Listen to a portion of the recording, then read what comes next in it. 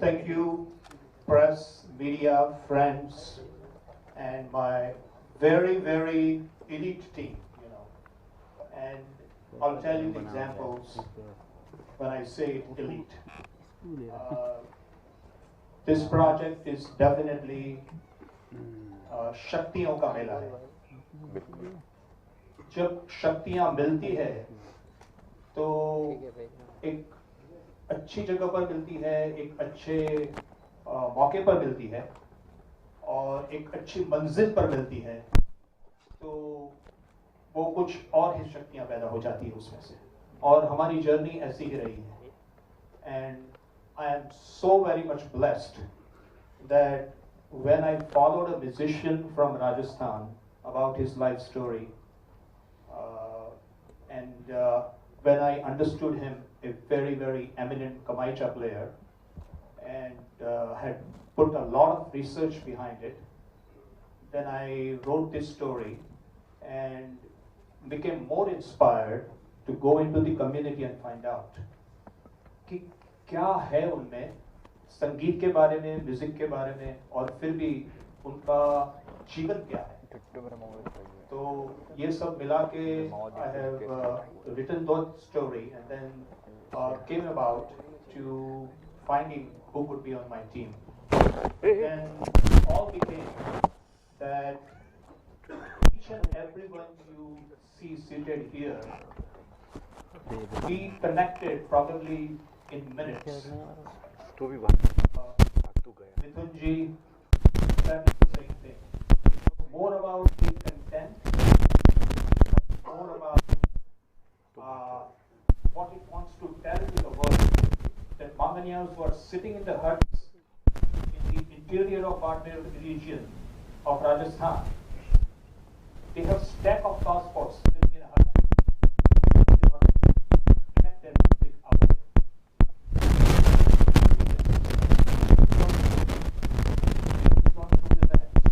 And then also mesmerizing music created by the two top award-winning musicians coming together in one film. It will really bang everywhere in the world. Let me tell you, since I landed here 4 days ago and had recordings all over Mukesh Parikh studio in Jaipur, it was very, very magical. What they have created, I cannot give you examples of it, but it is really good. One thing I can tell you is Mithoon and Syed Qadri ji, जिसको मैं शब्दों और लफ्जों का शहंशाह और बादशाह कहता हूँ. अब है ही तो फिर. And then that love story lives with the beautiful music from Mithoon. It really creates a master. Similarly, when I met Kej at Ifi Goa a couple of years ago, when he was there to inaugurate with her then IB Minister Babuji. So, sister, sorry. Right after the inauguration, we met only 2 minutes, and he signed it right then. That was the connection of the content and the story. We with each of them, we negotiated these top issues way. And you can think about how much passionate they were to join this team. And I really, really have my deepest thanks for you.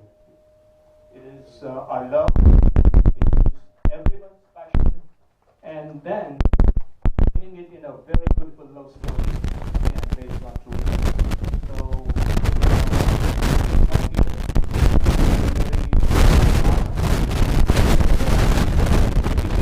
from last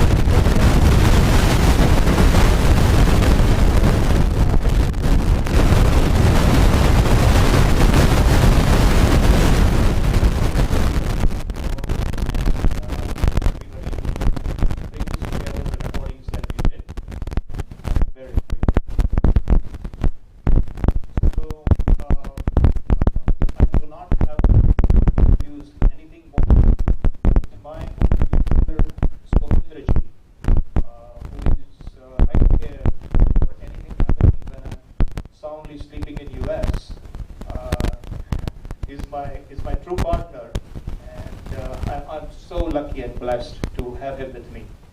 I always feel that I'm still, for every moments that are in India, I'm really here, just because of Somendra ji. Thank you so much.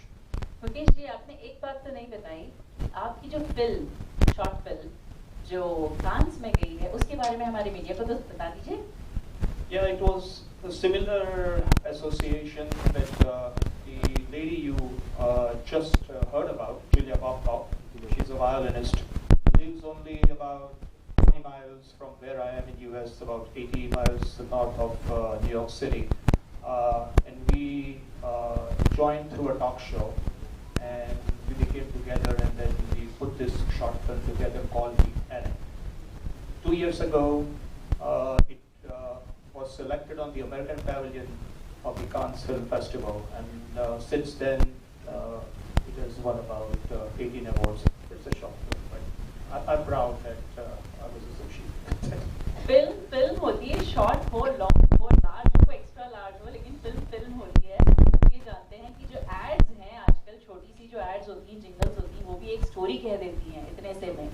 तो definitely, तो इतनी सी भी film है तो उसमें story है, अगर बड़ी फिल्म है तो उसमें भी स्टोरी है.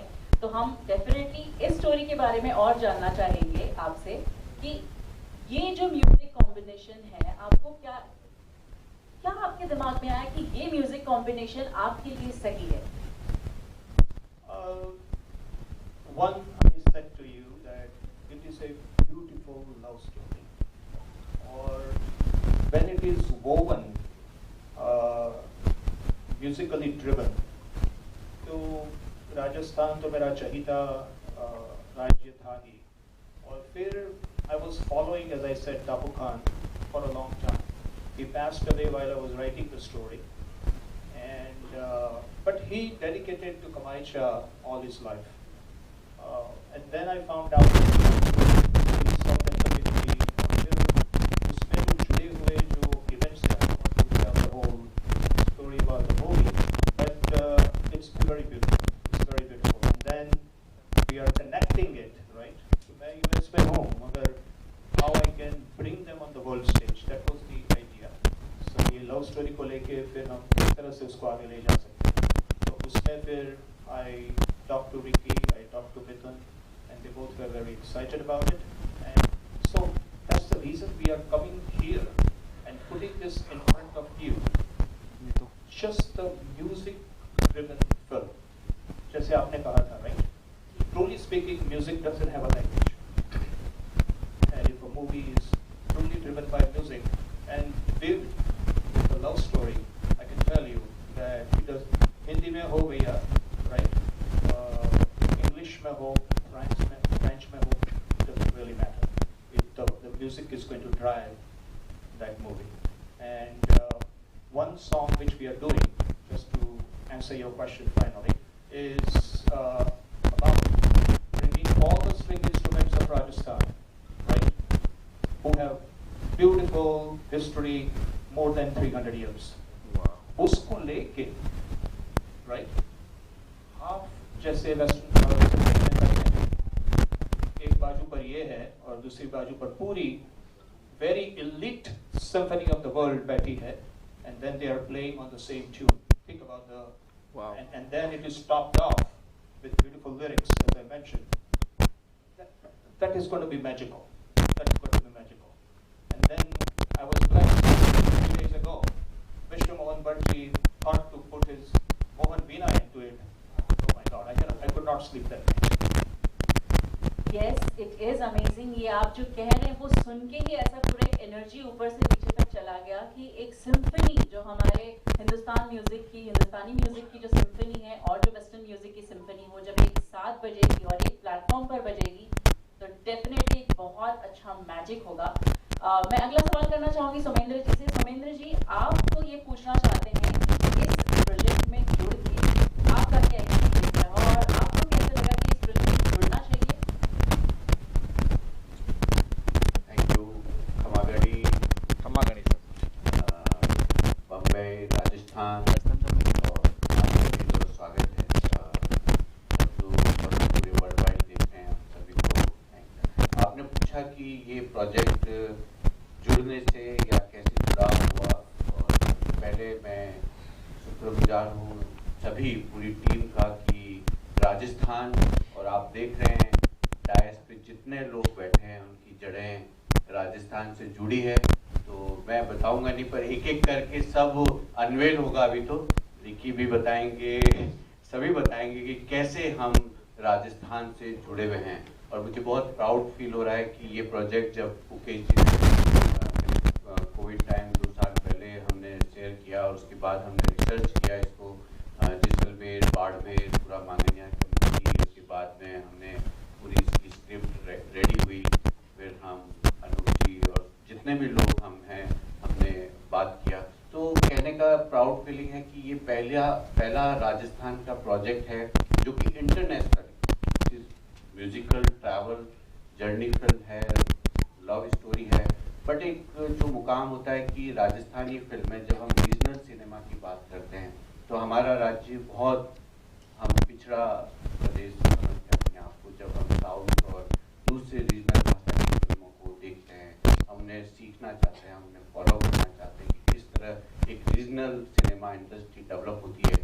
बट जब हम अपने राजस्थान की फिल्मों को देखते हैं तो पिछले 5-8 साल से मैं प्रयास कर रहा हूँ।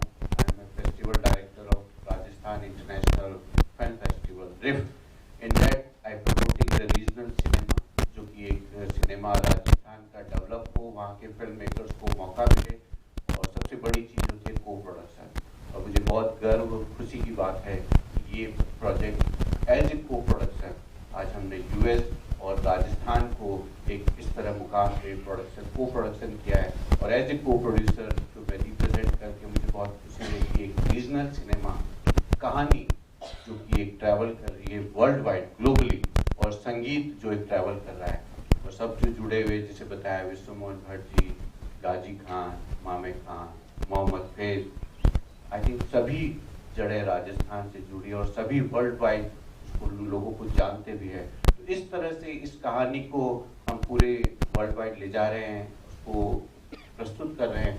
इससे आने वाली जनरेशन और राजस्थान रीजनल सिनेमा को कितना एक सीखने को मिलेगा जब इतने दिग्गज, इतने लोग वर्ल्ड वाइड एक्सपीरियंस अगर हमारे साथ जुड़े हुए हैं। तो मैं बहुत ऐसा शुक्रिया, इतना खुशी हो रही है कि ये मैं आने वाला भविष्य जो 5 साल राजस्थान और रीजनल सिनेमा का क्या होने वाला है, ये फिल्म शायद उसको रिप्रेजेंट करेगी।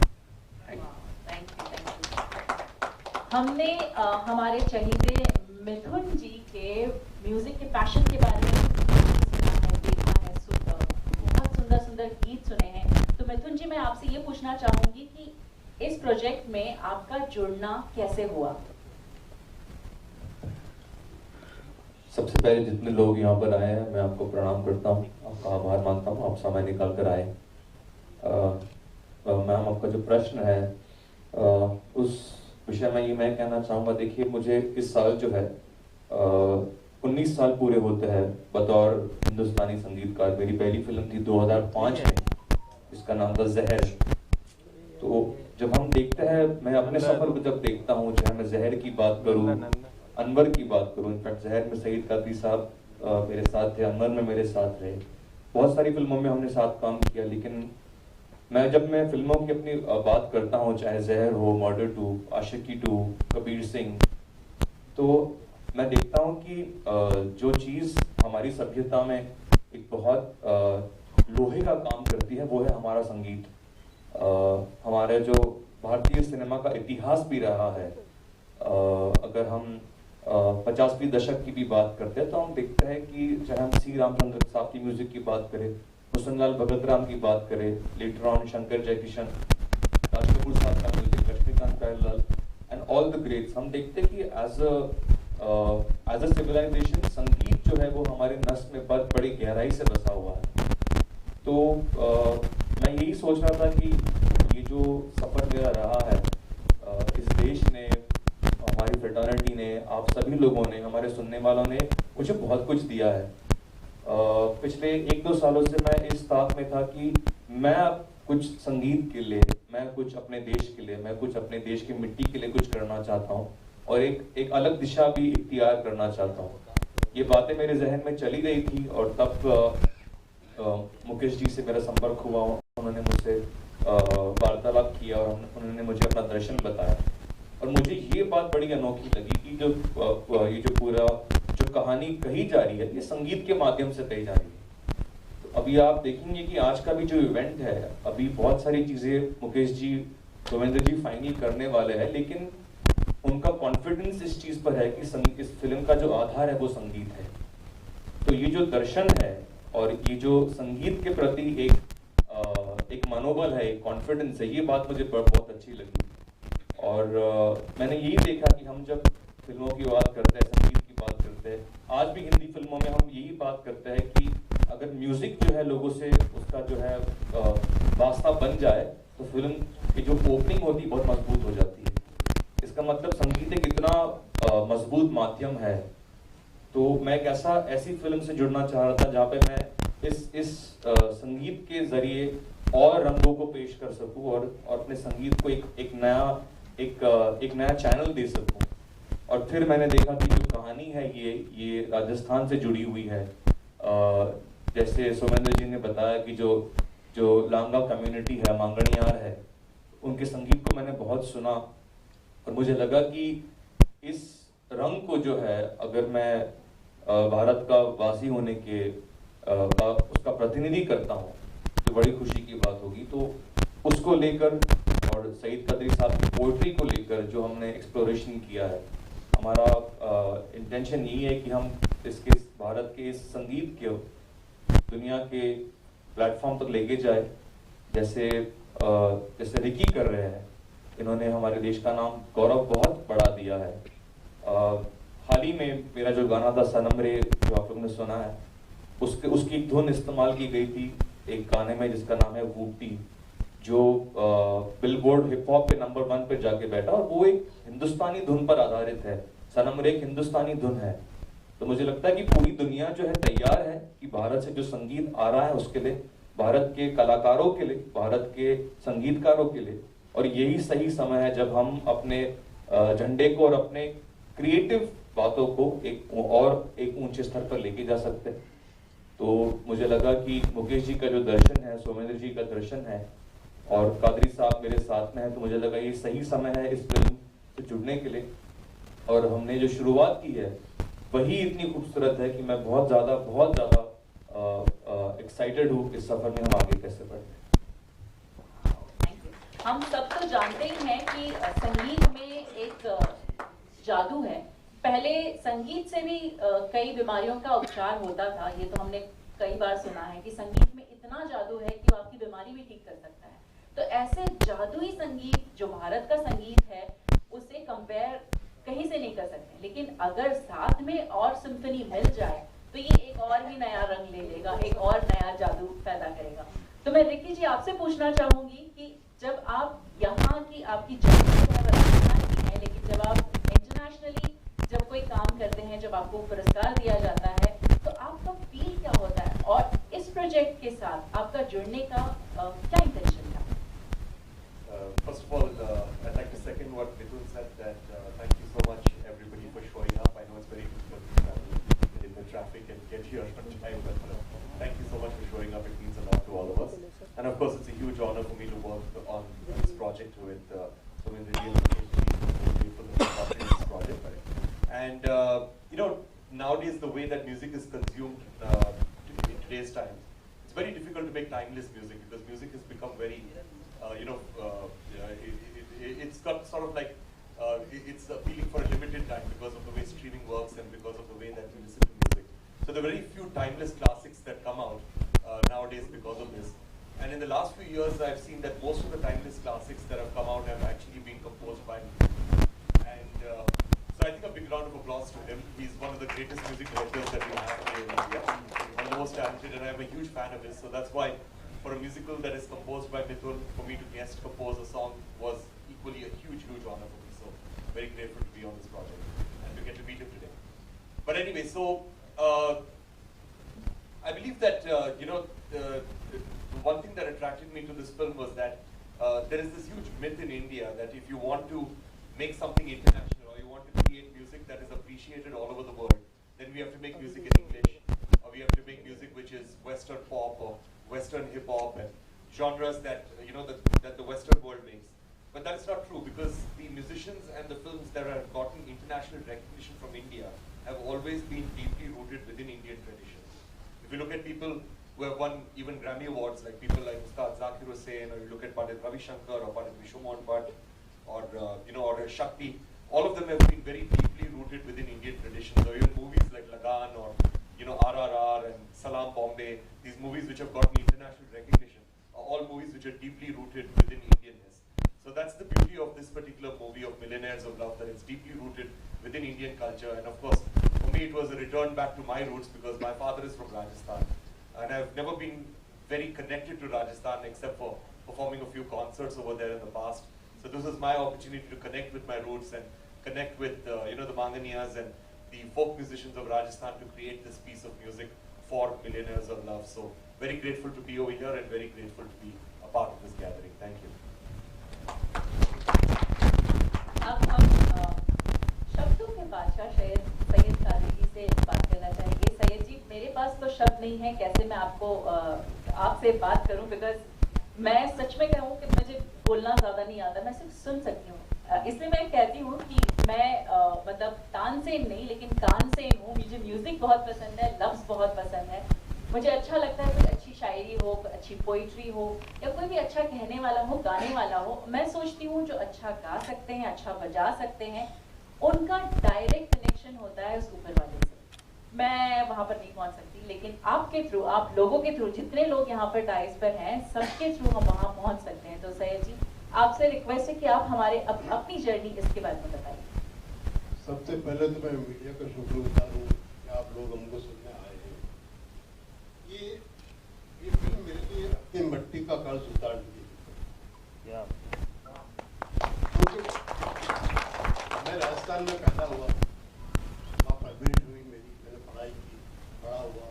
वहाँ के गली मोहल्ले, झील, पहाड़ियाँ, रेगिस्तान, वहाँ का वीराना भी बहुत मुश्किल है। उन सबको अपने साथ लेके इस दिल में कोई शहर में आया। और आज भी वही चीज़ें हैं, कैसे नहीं, प्यासी ज़मीन में भूख उठती है। जब उस प्यासी ज़मीन से आया हूँ, मेरे अंदर की एक भूख, उस भूख को मैं अपने गानों में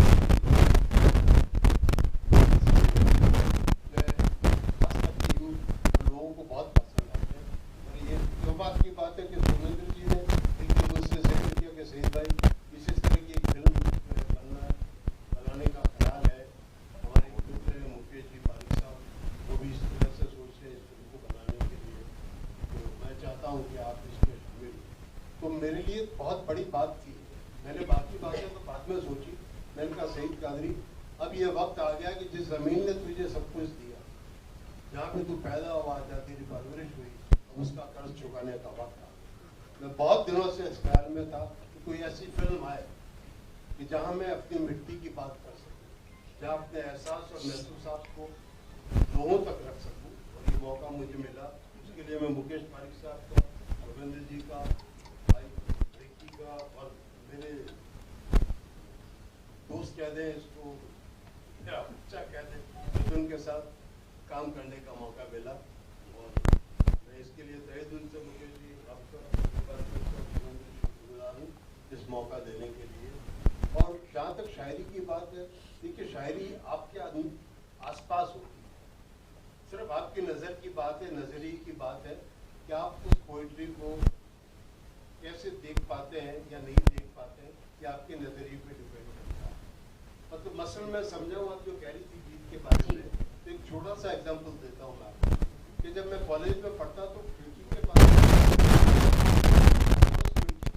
से कॉलेज में बहुत सारे नीम के पेड़, तो जब पतझड़ का मौसम आता था तो पत्ते गिर जाते और उन पत्तों का एक ढेर इकट्ठा करके उनमें आग लगा दी जाती, उन्हें जला दिया। तो मेरे जहन में एक मंजर आया कि मैंने उस पर वो एक गाना लिखा जो जिस फिल्म में यूज किया गया बाद में, कि मेरे ख्वाबों का हर एक नक्श मिटा दे कोई, मेरे ख्वाबों का हर एक नक्श मिटा दे कोई, सूखे पत्तों का बचा ढेर जला दे कोई। बहुत बढ़िया। पोइट्री आपके आसपास है, सिर्फ देखने की ज़रूरत है, उसको महसूस करने की ज़रूरत है। मैं इतना ही कहना चाहूँगा, दुआएं हमारे साथ रहेगी और ये जब तक हम लेके चले तो ज़रूर कर लेंगे। Thank you so much. सही बात कही, नजरिया बदलिए, पूरे नज़ारे बदल जाएंगे।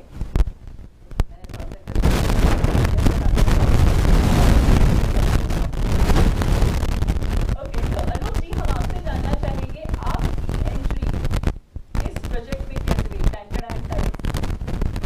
नमस्कार आप सबको। एक्चुअली बहुत कम लोग ये जानते हैं कि मैं जयपुर का रहने वाला हूँ, राजस्थान से जुड़ा हूँ। मेरी जिंदगी का एक बहुत अहम और बड़ा हिस्सा जो है वो इनफैक्ट मेरी जो थिएटर रंगमंच की जो जर्नी है, जो एक्टिंग से लगाव है, वो सब जयपुर में शुरू हुआ। बिकॉज जैसा कि सब ने कहा है, यहाँ जितने महानुभाव बैठे हैं सब के सब जो हैं वो राजस्थान से जुड़े हुए हैं और राजस्थान कल्चरली कितना रिच है ये हम जानते हैं।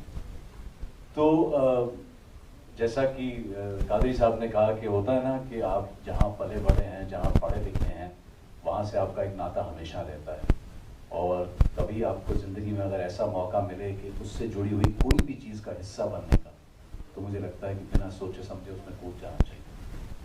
तो आज से एग्जैक्टली 1 साल पहले की बात है, I think February first week का ही महीना था। हम लोग जयपुर में थे सोमेंद्र जी के फिल्म फेस्टिवल में और वहाँ पर एक रात खाना खाने के बाद सोमेंद्र जी ने मेरी मुलाकात मुकेश जी से कराई और वहीं डाइनिंग रूम में बैठे बैठे मुकेश जी ने मुझे पूरी कहानी सुना डाली इस फिल्म की और मुझे सुन के लगा कि कुछ तो बात है इसका। ऑब्वियसली इन्होंने म्यूजिक की जिक्र किया और मुझे याद है उस वक्त मिथुन और रिकी का जिक्र उस वक्त भी हो चुका था, 1 साल पहले भी। सो जब मुझे पता चला कि ये इस तरह की एक फिल्म बनने जा रही है और म्यूजिक इम्पोर्टेंट हिस्सा बनने जा रहा है और जो कैरेक्टर्स इन्होंने मुझे सुनाए, जो कहानी सुनाई, और उसी रात को हमने शायद अपना ईमेल आईडी एक्सचेंज किया और जब मैं सुबह उठा तो मेरे मेल इनबॉक्स में पूरी की पूरी फुल स्क्रीन प्ले था फिल्म का और मैंने भी मौका नहीं छोड़ा और लगे हाथ उसको फटाफट पढ़ लिया और इमीडिएटली इनको मेल पे रिप्लाई कर दिया कि sir I am going to be part of this film whenever you gonna start. थोड़ी बहुत हमारी बातचीत होती रही है और फिर फाइनली आज हम यहाँ मिले और आज अनाउंस करने वाले हैं। सो मैं आपको एक बात कह सकता हूँ कि म्यूजिक तो बहुत ही बेहतरीन होगा because it's a musical film. Music जो है वो कहानी का एक बहुत बड़ा हिस्सा है, लेकिन जो किरदार मुकेश जी ने क्रिएट किए हैं, जो कैरेक्टर्स हैं, जिनकी एक कहानी है, जिनकी ये जर्नी है, वो इतने अर्दी, इतने रियल हैं कि आप उनको जब देखेंगे, उनकी जिंदगी को में झांकने की कोशिश करेंगे इस फिल्म के थ्रू, तो आपको लगेगा कि यार ये तो हमारे आसपास बहुत सारे ऐसे किरदार हैं जो हमें देखने को मिलते ही रहते हैं। तो मैं तो बहुत खुशकिस्मत मानूंगा अपने आप को कि इन सब के बीच यहाँ साथ आज बैठा हूँ और इनके द्वारा जो क्रिएशन होने वाला है उसका मैं एक हिस्सा बनूंगा, एक छोटा सा इंस्ट्रूमेंट बनूंगा उस कलाकृति को आगे ले जाने के लिए। So once again thank you everyone, thank you Mukesh ji and thank you Somendra ji for introducing.